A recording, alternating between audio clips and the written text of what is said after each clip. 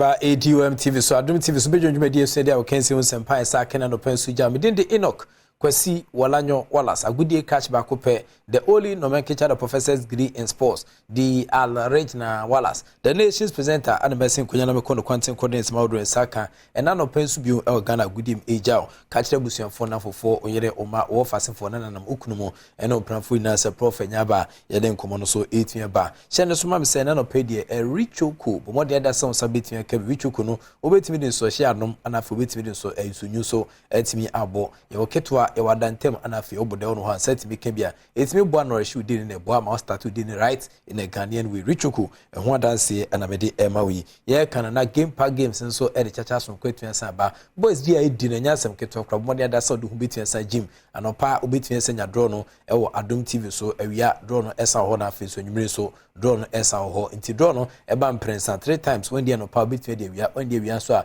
obetimi edi nwumire e game park games nko a ene de san hye so kwetun san ba monitored by the National Lottery Authority and this ankomi eba oni mu feri ngotwe mfa wonyim isan se chachadiwa utri betia bom adwene betia hyehye woni betia kra punso ntia na utwa chacha nso a na odi adwene kakra nso etua to ho we mu ene sponsors ne emu etoturu to ne etwitwitwa mu techiraboa emena no penso ye dia o kense ho sempa saka etimejao yensha semfa fi UEFA Champions League o he results Saudi tensa pimenra na se FC Copenhagen omo etransfer Bayern Munich ebetwa maka binom te kan baako Manchester United 2 Galatasaray 3 and afi Lens 2 and afi Arsenal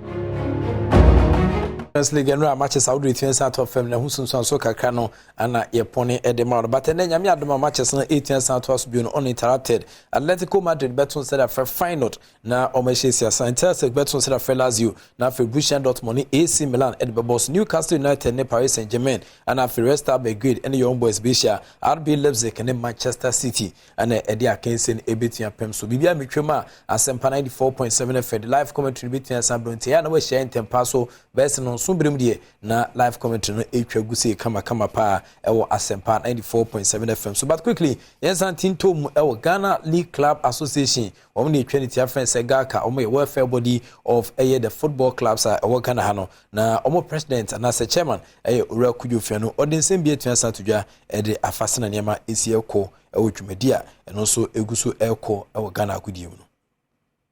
To our esteemed football administrators, club owners, footballers, and all other industry players, the Ghana League Clubs Association, GALCA, extends its heartfelt appreciation for your unwavering commitment to the advancement of football in Ghana. GALCA also commends the club owners across all divisions who, despite the challenging economic climate, have remained steadfast in their investment of time, resources, and energy in the world of football. While many businesses faced adversity, the football industry continued to flourish, providing support to the numerous players engaged in the sport. This season, GALCA plans a number of activities to help shape the football ecosystem. As the welfare organization of our clubs, GALCA remains committed to sponsoring innovative programs to nurture the game at all levels. Our flagship events, including the GALCA Top 4, the President Cup, and the First Lady Cup, will be revamped and enhanced to generate income to support our beloved clubs.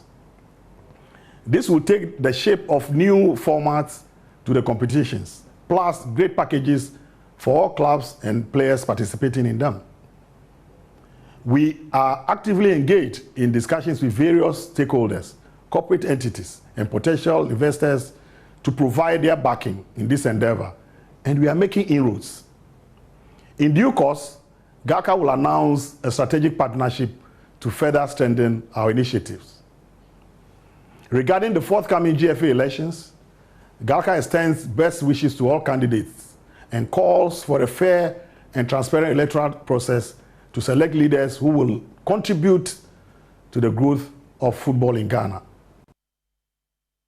Intiga katibere kesere Kujofia no na atene kanso de ne komo etuensaja e de ama clubs a omo edom GALCA e wo Ghana ha no but quickly yenko Songo Stake na Patrick Osajman countryman Songo e ma no so ye na ntwen komo hwesana ne ma esitie e wo enano penso Songo Stake mu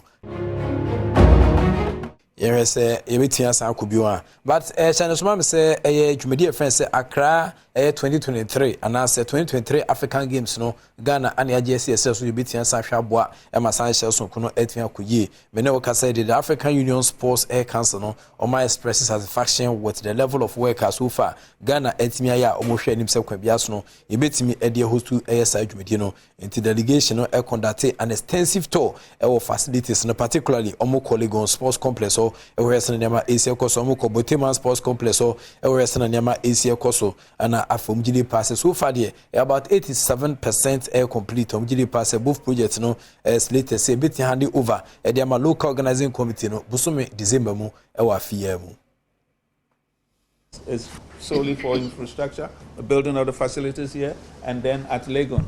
And government will have to also give the LOC money for operations. So that's the cost that will also be added to what so far has been sunk into the project. And then we are saying that corporate bodies can also complement the efforts of what government has done so far. I think we are very happy with the progress that has been made so far, and the African Union is very, very grateful with the great investment that the government of the Republic of Ghana has put into the construction of the facilities. Last time when we were here, we were assured by the LOC that by December, all the facilities will be completed and ready for the games. And for sure, this time we just visited Legon. It's nearly complete, and here we are now. When I see the overall percentage there, I think it is about 87%. So this is very impressive. And the confederations, who are the custodians of sports, in terms of who are the custodians of appreciating the technical aspects of the organizations of the game, the organization of the games, rather, they were very impressed, and they are very supportive, and they were very happy. In the African Union Sports Council no omo ana ede omo komo etwense jase omo sure say Ghana nyame adoma by December de say omo hand over facilities no edema the local organizing committee no na afomo hweto aso na eboa ema dwumedi efense African Games 2023 no niama 1822 ye ehonom men say review e besa akọ na hwese homa no etia tutuma ye ne Patrick Osajman countryman Songo enhwe nkomo on Songo stake na ehwese na niama esitie enanopen so. Hello Songo. Yeah, Professor, I hope that this time we'll make it. BBI come. What am I bringing? Yankwe. I hear we 87% complete in it. The 87% complete. I'm 87. We try to play plaster house. Another 87 no na. There's 87 DHS. One to us to play with you. That is how I see it. 87, one. Professor Ike Wana. Oh, Patrick Osajman. And then Miss Songo Stake, Abano, emerging ball, me go back to normalization. Yeah, normalizing who any Kotoaba. I mean, current infinities was a football for paying for our movie, every secretary. Edi akwa kusita mali say kwan bias no mobile elections about so when court ama injunction say on the 12th obo really on say elections ni be baso from a year top to down and I said down to top see a year free so aba from and I see a year free from akosro Ghana court a ruling on say kwan bias no or the injunction atoso 12 no obitimi akasa ebi at that same court and I mean me you say bia o ma left that injunction na say bia o mo aye the baby fufuro say o mitimi go ahead na Thursday 5th October echina o mitimi ato and as o mitimi football elections. There is no need say football elections to me baso. This is the moment also sports minister President Akufo-Addo, sports minister, Ghana sports minister, received Mustafa. Also, was solid free and panel on it, so-called football people, them will see not no ban also. What in American Nenina, Sebiase, Akata, Nasibia, Mushi, and Ban say football, say no, he's in bed with the so-called football people. no one to me can be been through say, hold on. There's no way or some of my elections will pass to a GCB be added than a pass. Because if you know they are bent on some of my elections.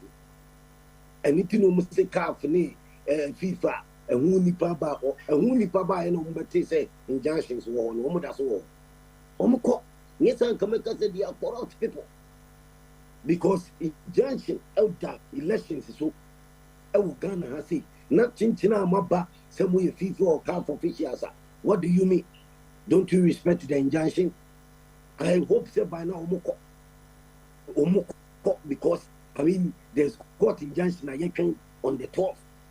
Anything I make us say be a court injunction about maybe a court na a communicated the amount of football people now.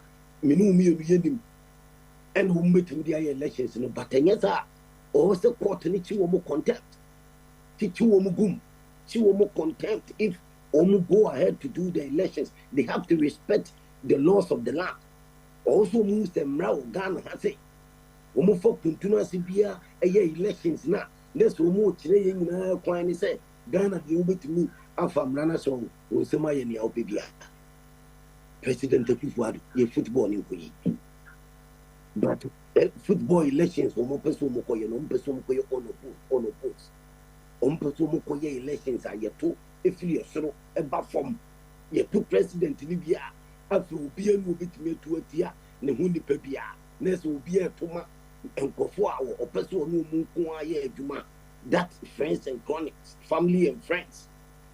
Some Mupesu elections no watermelon. That is what I am saying. And I was sports minister no or no more a damn permanent want to me sorry.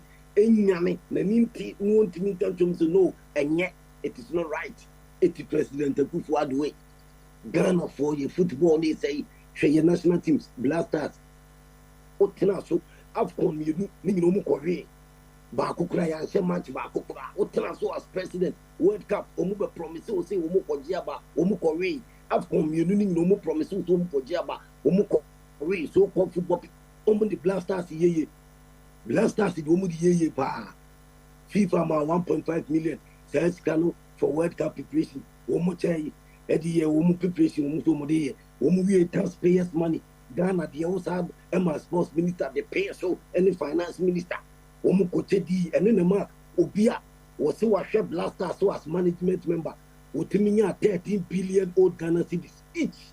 What be that mean wa blasters are real World Cup? Yeah, you Korea you see ka do so change. Argentina no koje ka World Cup.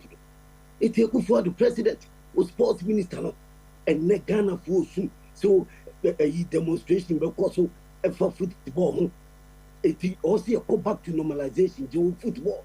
The Kufuor president, the Kufuor any sports minister, what that sorry, what that so far you ban you see Mustafa sorry.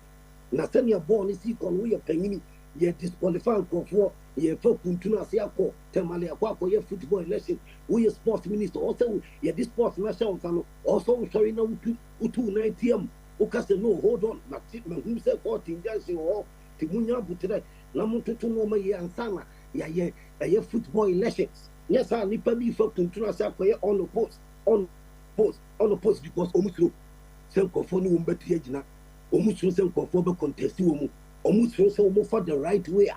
You understand? And you do to me. I win elections now. I say, "Oma take a position no media football." Empty, yemfa to us and promising for blasters match. I am for US, US visa. Yem promising for Sika. Yem promising for say football. You have more position. And no one just say, "You football because your football consortium your national teams. Your tournament and away." Under 17 the World Cup. Under 17 Ghana did that. And to see every World Cup in Kano, you to me unqualified. You grassroots football, you local football, a me, Sika, a buying over administration, we will buy 2 times. Oh, President Kufuor to Ghana Sika, sports minister, and Modibo Ghana League. It's more football, no near normalization, yeah. Multi football no na yet the right thing and turn here to 2 elections be for football no say a bit me football pija yet because so-called football people administration we buy 2 season aban sika taxpayers money near the ball league. No more drama football follow at me. I say football how grow you.